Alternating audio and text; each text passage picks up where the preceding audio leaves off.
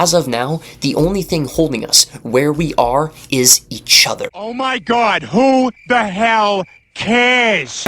I will quote the famous Chuck Todd when I say this. Party platforms and different movements die after about 10 years. And we're in that period now. It's been since 2016. We are in the period where MAGA is dying. And when that happens, Republicans have to go back to, the don't tread on me agenda. And they almost have to go back to a viewpoint where do we talk about small government? They have to discuss their beliefs, and that's a very difficult thing for the Republican Party to do. You will find Republicans struggling to identify themselves. So it's definitely a hard thing. I think Republicans will continue to lose that energy and will have to re-identify who they are. In the near future, Republicans are really going to have to figure it out, and that's going to be a very difficult task for them to accomplish.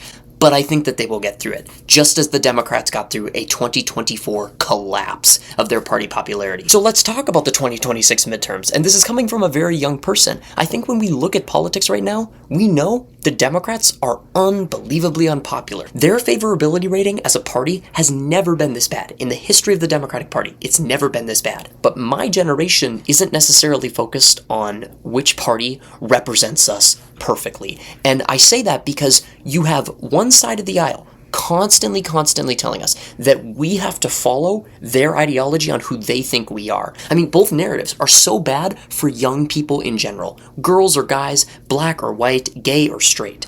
It is a bad thing for people to tell you who you are when you're young. They don't get to decide that. You do. So when you try to tell an entire generation of young white guys or just young people in general who they are, you are going to erode that generation. You're going to cause so much generational and emotional trauma. It is going to destroy America's future if both parties continue to participate in just this damning radicalization of generations like mine. So the best thing that they can do is stay out of it. If they want our generation to vote, do it in a nonpartisan way. Get us out there in a nonpartisan manner and encourage us to do our own research and keep it at that. The 2026 midterms are pretty simple. Democrats will win the House.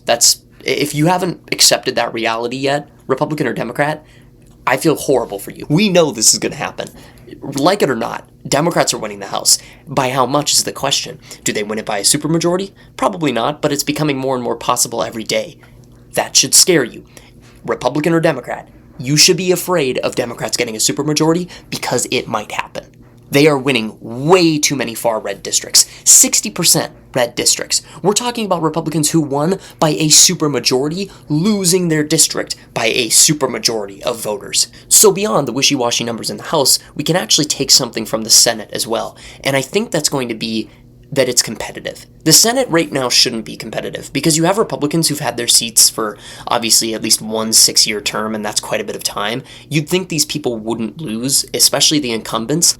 But in districts where Republicans and Donald Trump won by huge numbers, they're becoming competitive. Those districts for Senate are becoming unbelievably competitive. That's not normal. The Senate should not be competitive right now. At any level, the Senate should be unbelievably uncompetitive. Democrats should not even have a snowball's chance in hell of getting that seat, and they're getting it. They're fighting for it. It's competitive. It's dangerous, and Republicans should be afraid. Their tails are between their legs. They got nothing together, and they have all the money to do it. Democrats are at a disadvantage in many areas. Party favorability, money, and candidacy. They just don't have enough candidates.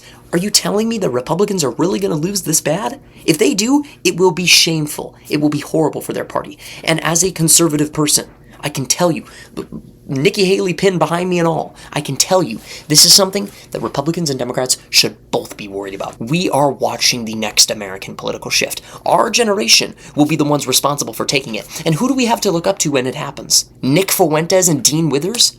Are you kidding me? The idiots next door? Good God, these are people you should never, ever, ever trust. Let's start with Nick Fuentes. He's a very easily disprovable guy. He claims to be a Christian, and he went on a live stream with Sneeko. I saw this. This has never been clipped before. I saw it myself, and I was disgusted. Because he went on that live stream, and he said that white people are being attacked, their culture is being attacked. That's his belief, not mine.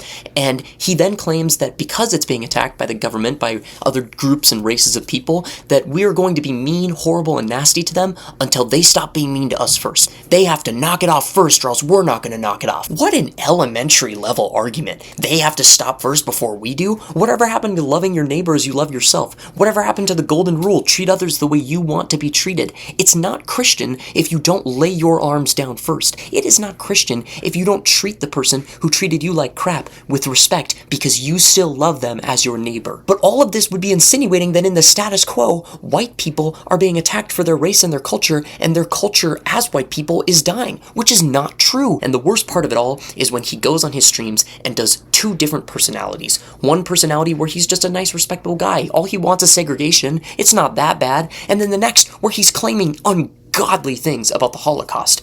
Come on. That's not someone you should follow. He may be funny. He may make some great jokes. He may be a very humorous and intelligent person. But at the end of the day, he follows a playbook of the KKK, neo-Nazis before them, and so many other white supremacists who use that exact same playbook of being innocent, kind, respectable people, and then shoving their ideology for the world to see. That is something you should be afraid of and should never support. And Dean Withers, he is ruining what debate is supposed to be. He is the Charlie Kirk of the left. Debate is supposed to be about moderation. It's supposed to be about the person there watching you speak and making sure you don't speak out of turn and keeping time for the other side. Dean Withers is the moderator, just like Charlie Kirk was, and the debater. That's not how debate works. Debate has two debaters and one moderator. A moderator cannot simultaneously be a debater, or else you don't have a debate, because then that person becomes biased. They can cut off the mic whenever they please. Dean Withers is not a debater. He is a scam debater and intelligent thinker, just as much as Charlie Kirk was. He debates low IQ people all over the internet, just like Charlie Kirk did in college campuses, because Lord knows you're not going to get intelligent mindsets in the middle of nowhere in public universities funded by crappy taxpayer dollars in the state of Wyoming. Good God, you're never going to get it. So Charlie Kirk, Dean Withers, people like them in general just aren't good at debating. They've ruined the institution of debate almost as much as presidential debates have, but that's an entirely different conversation. And the worst part of it all is that he's fake. He is a rude person. I mean, watch his videos. You can't tell me Dean Withers categorically is a kind human being. I see it in his videos 24/7, where he goes out of his way to just say horrible things about other people, but then he'll be all kind and righteous and self-righteous when it comes to moral talking points behind a liberal perspective. And I'm not out here to defame Dean Withers. I'm out here to point out the fact that he's not this calm, considerate, perfect character that the internet wants him to be, that we want him to be. As someone on the left, I want him to be a good guy.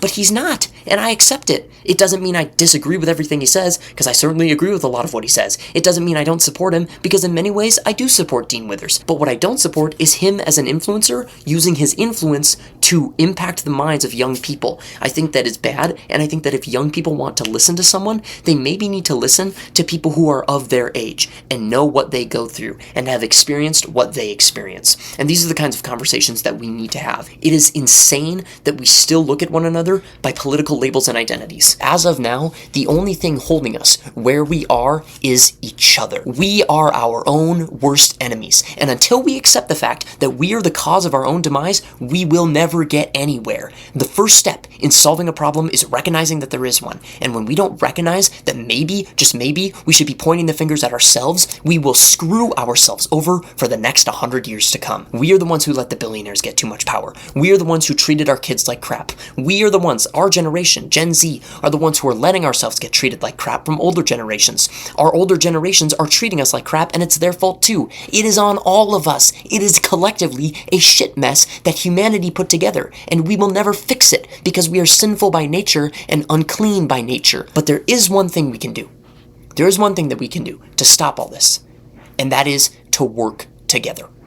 If you've ever thought that now wasn't the right time, that now was the time to rebel, to get angry, I'm telling you, now is not the time to get mad at one another and fight each other. That is exactly what these people want. Stop fighting each other and start working together. You will save farming in America, you will save the economy, you will save the climate, you will save your future, you will save healthcare, you will get rid of our national debt. You will do it all if you work together. We have to be willing to recognize the problem, and that starts with admitting that it's all of us. We all want a scapegoat in this world.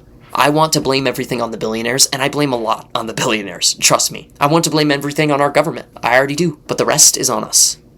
It's our inaction. It's our shit mess that we created. And as Mr. Leahy from the Trailer Park Boys once said, the shit apple doesn't fall far from the shit tree. As people, our failures don't fall far from where they developed. The American government. You have to fix the problem.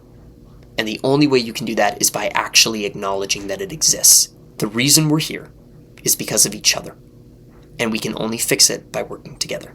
Hey, thank you for staying this long and listening to all of that. It means a lot to me that you did, but you know what? It means a lot that you're willing to hear a perspective that's different than your own, and that you're willing to listen to the experiences of other people. Because in America, the moment we stop hearing about and listening to and experiencing the lives of other people is the moment we fail as a country. So continue to open your mind, continue to love the world, love yourself, and love your neighbor. And most importantly, continue to pray, because I think right now that's one of the best things we can do. Always value this, definitely not that, and these. God bless you, stay swag, and stay political. This is Talking Politics with Gen Z, your best insight into the stereotypical views of the next generation. And yes, this logo is made by AI. Sue me!